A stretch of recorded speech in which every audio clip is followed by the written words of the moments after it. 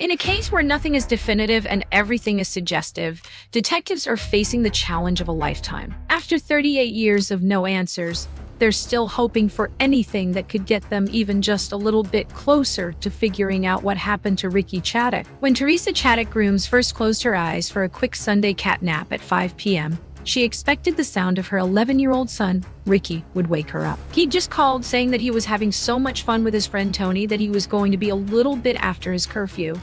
But don't worry, he'd be home soon, he said. Except, when she did start to wake up about 30 minutes later, to her surprise, the home around her was eerily quiet. The first feeling that hit her wasn't panic. In March of 1986, constant tabs on kids just wasn't a thing. What was a thing? What's still a thing today is kids losing track of time. Or it's even possible Ricky had come home right after he called.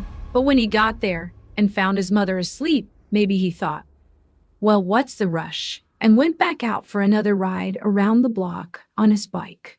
Or maybe even went back to Tony's, who only lived about a mile away.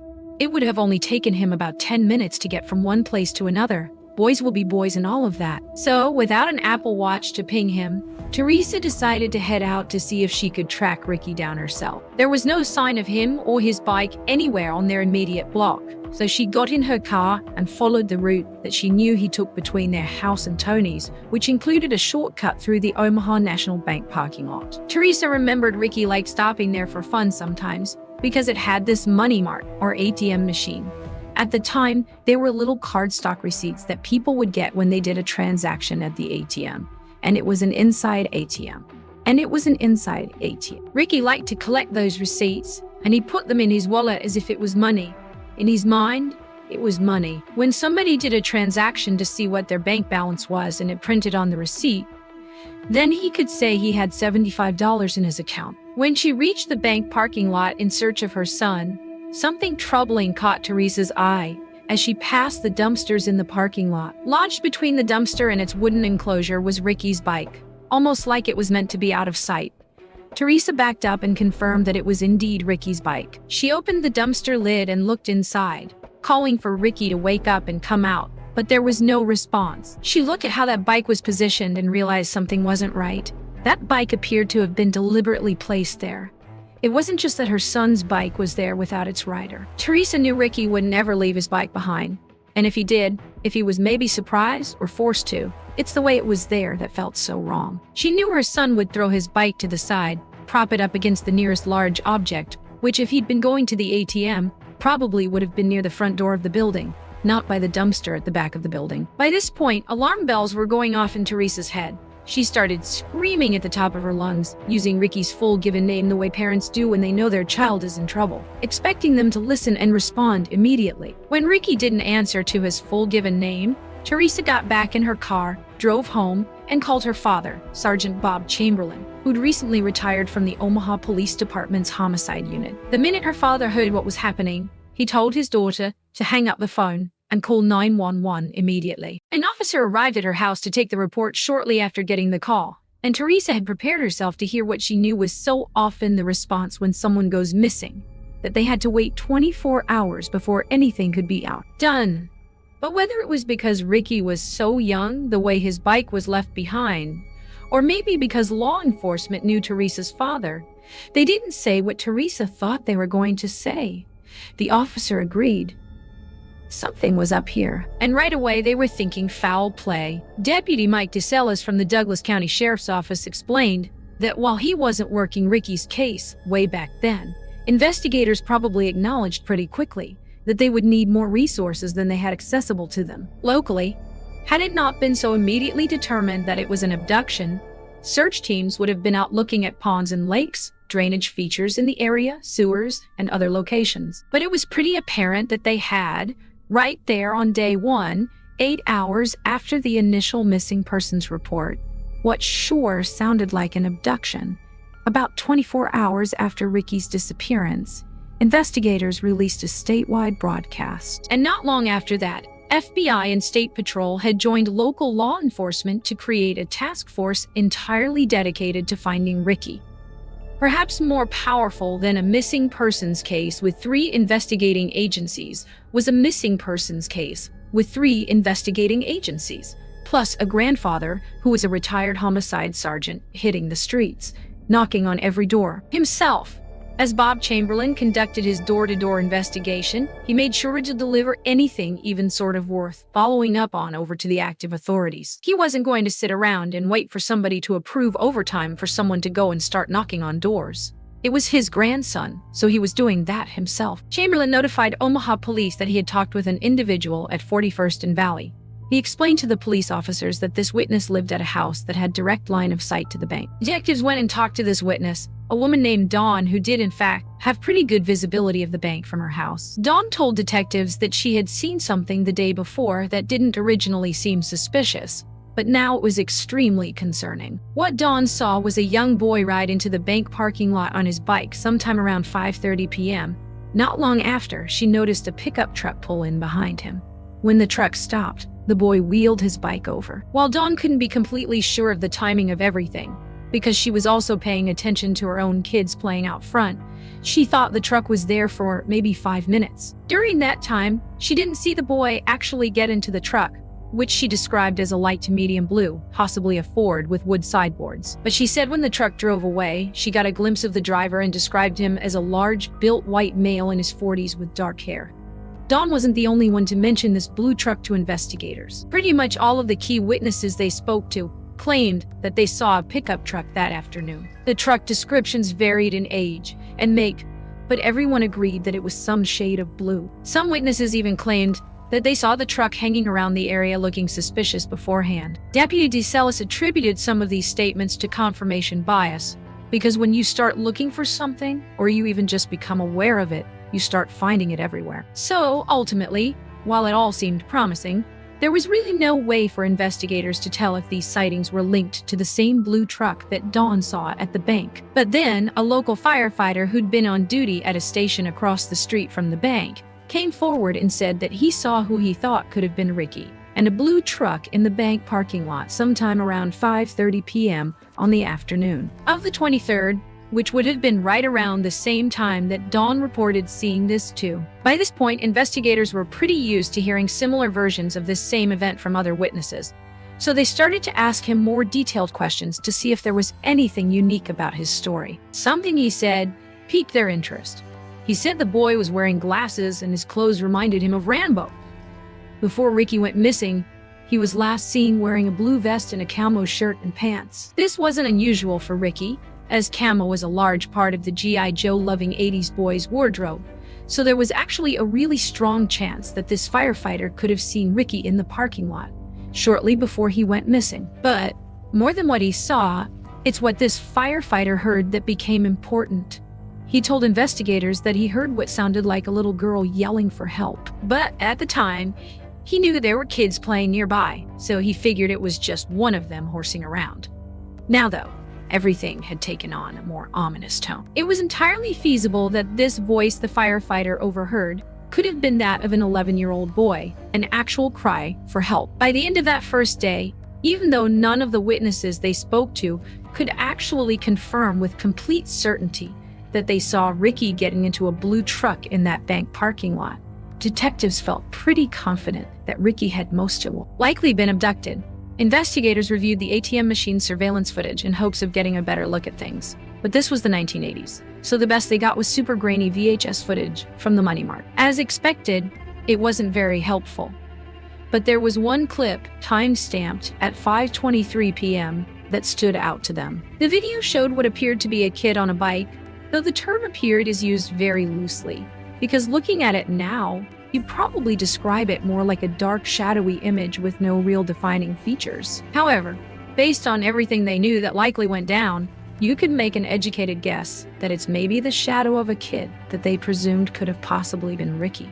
Detectives also checked the activity from the ATM machine itself. The investigation included contacting everyone who used that ATM during a several-hour time span, investigating any other video that was available from the bank, and determining whether this was somebody who came to the bank frequently, or if staff knew him.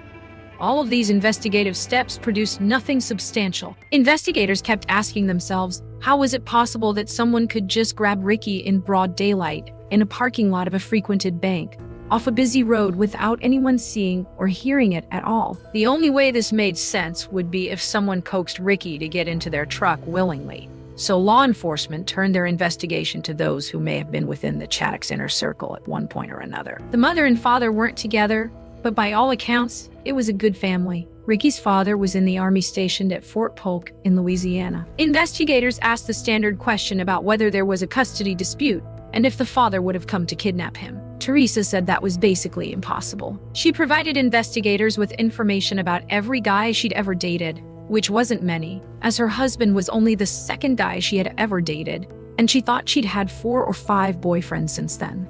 But there was one guy in particular that Teresa remembered because of some really weird things he'd said.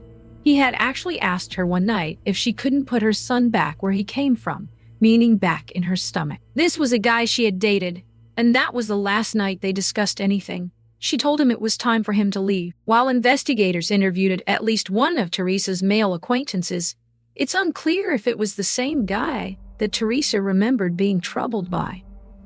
This might be something to follow up on these days. But back then, they were moving on to other leads. 8 days later, and about 20 miles away, police received one of their biggest leads they were hoping wouldn't come. On March 31st, 1986, just a half hour from the Omaha National Bank, a farmer was out plowing his field in Douglas County when he found Ricky. He was laying face down in a ditch about 20 to 30 feet from the paved rural road. Teresa described the moment when law enforcement came to deliver the devastating news. She had 5 big burly guys suddenly in the house, and she already had an FBI agent in the corner of her dining room who would just sit there all day taking quiet notes. Her father said they needed to talk to her. She looked at him and noted that this was the sheriff's department, thinking they were bringing in a new department to help with the search. She was still thinking that they were still in the mode of looking, and that everything was progressing with more departments being brought in to help look. Her father told her she needed to sit down immediately. It dawned on her that she knew what was coming. She started for the back door, saying no repeatedly, and collapsed into a chair about halfway to the back door. She was going to run because she just wanted to go. They sat her down at the chair and made her listen. She doesn't remember much after that, describing it as screaming in her head, but it was real. Ricky was found in the same clothes Teresa reported him missing in: a long-sleeved camo button-up, camo pants, a blue vest, and maroon Velcro-strapped shoes.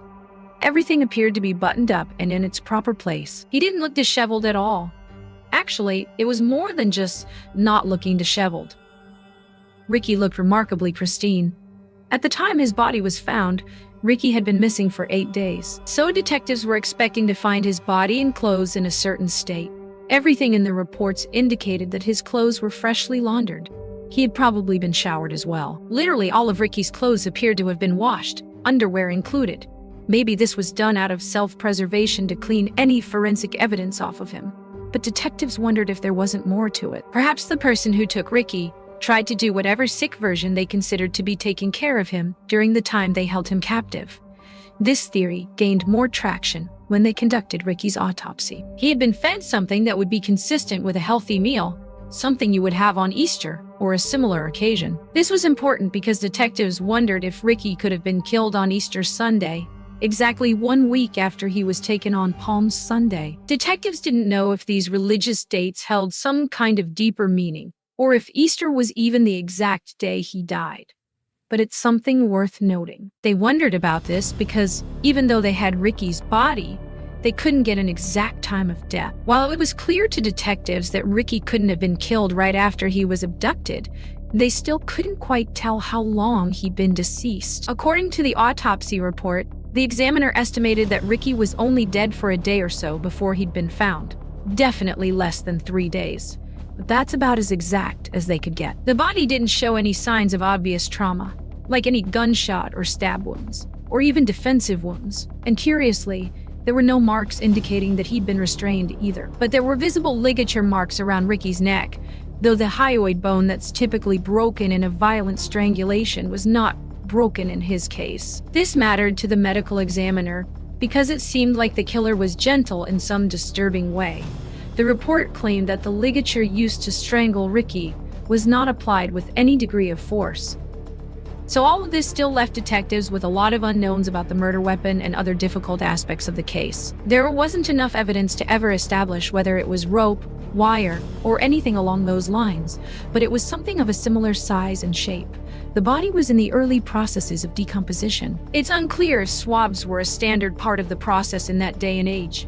What is known is that there was never any definitive evidence of a sexual assault. Investigators at the scene had taken time to carefully wrap Ricky's hands and feet in brown paper, though during the autopsy nothing substantial was found except a single dark hair on Ricky's finger that did not look like it belonged to him. Police were hoping more physical evidence would come from the scene itself, either where Ricky had been found or his bike that had been left at the bank. But the bike was a quick dead end. They tried to pull prints, but Deputy DeSellis says they weren't able to pull a single suspect print off of it. They can't even be sure the killer actually touched the bike. Meanwhile, Douglas County Sheriff's deputies, along with the FBI, were collecting evidence around the scene where Ricky's body was found. Specifically, they were hoping to find whatever was used to strangle Ricky. Given that it was a rural road where farmers drove past with hay bales all the time, an extensive search of all the surrounding roadways was conducted. Every piece of string or rope that ever fell off of somebody's truck or car was collected. There was no way to identify whether or not any of it had evidentiary value. They essentially grabbed all the litter around, just to be safe. That included some cigarette butts nearby, hoping they could get something from them if it was possible that they may have belonged to the killer. Plus, they got a plaster cast of a tire track nearby, even though it was partially off the road and not very good quality. During their search, they also found the backpack that Ricky had on him the day he went missing. It was located about 7 to 8 feet away from his body near a tree. While most everything that should have been inside was there and accounted for, there was one thing that was missing, something Ricky's killer might still have today. The only thing that was never recovered was a wooden box with a latch on it. There's a very detailed description of this item. It's something that everyone has always kept in the back of their minds, thinking that if they could find somebody who kept this box, it might lead to a breakthrough. Detectives were a week or so in, and they didn't have a whole lot to show for it in the way of evidence. A single hair and a missing box, and Teresa had far left. As she prepared for her only child's funeral, she made sure they focused on remembering Ricky for the fun, loving life he lived. Teresa described Ricky as a very loving kid, who, if he heard somebody liked something, would go out of his way and spend his own money to get it for them if he could, just to bring them smiles. She found it gratifying to know that she had raised a good kid. Ricky was into dinosaurs and Transformers, and especially Legos. He even kept some in his backpack for when he was ready to build, specifically in that little wooden box. But what Ricky really loved was G.I. Joe, which inspired his signature camo attire.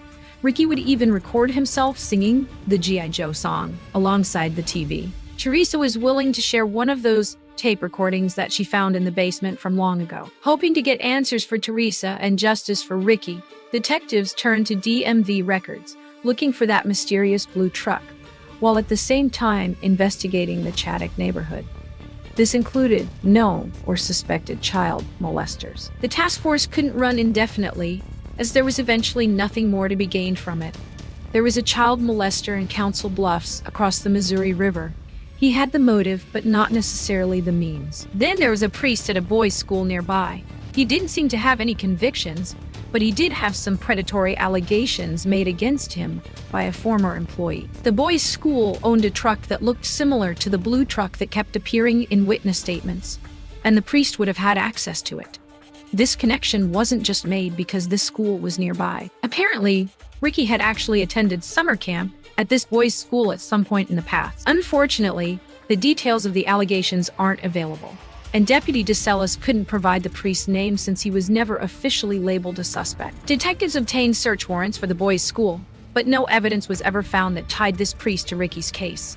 Very few leads trickled in after that one. In December 1987, about a year and a half after his murder, the FBI developed a profile of Ricky's killer. A profile is always a best guess, not something that should be written in stone and used at the exclusion of all other suspects. But they tend to be quite insightful. The FBI said this was probably a white man in his late 20s to early 30s who was above average intelligence, possibly with higher education. His job would likely be white-collar, one that earned him some respect. While he was probably a loner, he's someone who presents as kind and genuine. The kind of person that if and when people ever found out he did this, they would be shocked and say that they could have never imagined it. That same kindness and genuineness would have come across to police, who the FBI theorized had likely already interviewed him, perhaps as a witness. They said that he would be cooperative and show affection for Ricky because he probably was familiar with him in some way. And it's very possible that Ricky was familiar with this person in return. It would explain why he would have gone with him, why the assailant didn't have to use restraints to keep him close for a whole week. But at a minimum, this person had the ability to watch Ricky, even if Ricky didn't know them. They had to know where he played, his routine. So no matter what, this person was a local, specifically someone who lived or worked near the area where Ricky was taken from. The profile suggested he didn't want to kill Ricky, but because of his roots within the community, because of the way people saw him, he felt he had to. But the FBI made clear he wasn't someone who actually felt real love for Ricky. This was evidenced by the way he disposed of the body. Once Ricky was dead, the fantasy was over. Once this case went cold and the task force was disbanded, individual agencies continued to follow up on any leads that came their way, sometimes in coordination with each other, sometimes individually. Eventually, Omaha essentially transferred the case because somebody had to take over, and that became the Douglas County Sheriff's Office. This transition happened in the 2000s, and it was around 2010 that they consolidated all the physical evidence so that it could all be maintained in one location. When Ricky's case was passed off to the Douglas County Sheriff's Office, there was an individual noted in the reports that stood out. According to the Omaha World Herald, this person had actually come onto Omaha detectives' radar back in the early days of the investigation, seemingly around the same time that the FBI profile was developed. These suspicions centered around a man named Charles Miller. Certain things about Charles Miller aligned closely with the FBI profile. His job, familiarity with the neighborhood, and proximity to the abduction site all checked the appropriate boxes, at least until the mid-1970s. Charles was a Douglas County Sheriff's Reserve deputy. In the mid-70s, he was released from that position when he was arrested for contributing to the delinquency of boys. Essentially, he gave minors marijuana and let them watch adult films. In 1986, the same year Ricky was murdered, Miller had sexually assaulted 2 teenage boys in a rural area, just less than an hour away from Omaha. He had a home in South Omaha, not particularly close to the bank. He also had a family farm property that had a structure on it with an alleged history of sexual offenses having occurred at both locations. That farm was significantly west of Omaha. Even with all of these concerning factors, plus the fact that Charles failed a polygraph when detectives interviewed him at the time, there were many things that didn't make Charles the perfect suspect. For instance, investigators don't know if he had access to a blue truck. What stood out about Miller was the fact that he was a confirmed pedophile who preyed on males, and that he had a rural property with a structure in which a child could have been detained for an extended period of time. Sometime around 2020, detectives looked to see if Miller's DNA had been uploaded to Cody's. It had been back in 2006. At some point in the years following Ricky's murder, a DNA profile was able to be pulled from that hair found on his body. The case of Ricky Chadek III remains one of Nebraska's most perplexing and heartbreaking unsolved crimes. Nearly 4 decades have passed since that March day in 1986, when an 11-year-old boy's simple bike ride to collect ATM receipts turned into a family's worst nightmare. The investigation that followed represents both the limitations of 1980s forensic technology and the unwavering dedication of law enforcement officers who refused to let this case fade into obscurity. The meticulous care with which Ricky's killer treated his victim creates one of the most disturbing aspects of this case. The freshly laundered clothes, the healthy meal, the gentle method of strangulation all point to a perpetrator with complex psychological motivations that go far beyond a simple crime of opportunity. The FBI profile painted a chilling picture of someone who likely lived among the community, possibly someone who had already been interviewed by police, someone whose neighbors would be shocked to learn of their crimes. Deputy DeCellis's continued work on the case, particularly the focus on Charles Miller as a person of interest, demonstrates how cold cases can benefit from fresh perspectives and advancing technology. Miller's history as a Douglas County Sheriff's Reserve deputy who was dismissed for inappropriate conduct with minors, combined with his documented sexual assaults and access to rural property where a child could be held, makes him a compelling suspect who fits many aspects of the FBI profile. The fact that Miller's DNA was uploaded to CODIS in 2006, and that investigators were able to extract a DNA profile from the hair found on Ricky's body, suggests that forensic science may yet provide the breakthrough this case desperately needs. As DNA technology continues to advance and databases expand, cases like Ricky's maintain significant potential for resolution, even decades after the crimes occurred. For Teresa Chadek Grooms, who lost her only child in such a traumatic way, the investigation represents more than just police work. It's a continuing search for justice and closure that has spanned most of her adult life. Her immediate recognition that something was terribly wrong when she found Ricky's bike deliberately hidden behind the bank's dumpster, her father's immediate involvement as a retired homicide detective, and her continued cooperation with investigators throughout the years demonstrate a family's unwavering commitment to finding the truth. The missing wooden box with a latch, which contained Ricky's beloved Legos, remains one of the most haunting details of this case. This small object, possibly still in the possession of Ricky's killer, represents both the innocence that was stolen and the hope that physical evidence might still exist somewhere that could finally solve this case. Investigators continue to believe that if this distinctive item could be located, it might provide the crucial link they need. The transition of the case from multiple agencies during the initial task force to its eventual consolidation under the Douglas County Sheriff's Office illustrates how complex investigations can benefit from unified oversight and improved evidence engines. The 2010 consolidation of all physical evidence into one location ensures that future technological advances can be applied systematically to all available materials. As the investigation approaches its fourth decade, the case serves as a stark reminder of how predators can hide in plain sight within communities, presenting themselves as helpful, kind individuals while harboring the darkest of intention. The blue truck that multiple witnesses observed, the careful staging of Ricky's bike, and the week-long period during which he was held captive all suggest a calculated crime committed by someone with intimate knowledge of the area and its routines. Today, Detective DeSellis and his colleagues continue their methodical review of evidence, pursuing every technological advance that might yield new information about Ricky's killer. While Charles Miller remains a significant person of interest, the investigation continues to explore all possibilities, understanding that the truth about what happened to Ricky Chadek may still emerge from an unexpected source. The case stands as a testament to the enduring impact of violent crime on families and communities, and to the dedication of law enforcement officers who understand that justice delayed is not justice denied. For Ricky, who loved G.I. Joe and collected ATM receipts with the innocent joy of childhood, the search for answers continues, driven by the hope that somewhere, someone still possesses the information needed to finally bring his killer to justice.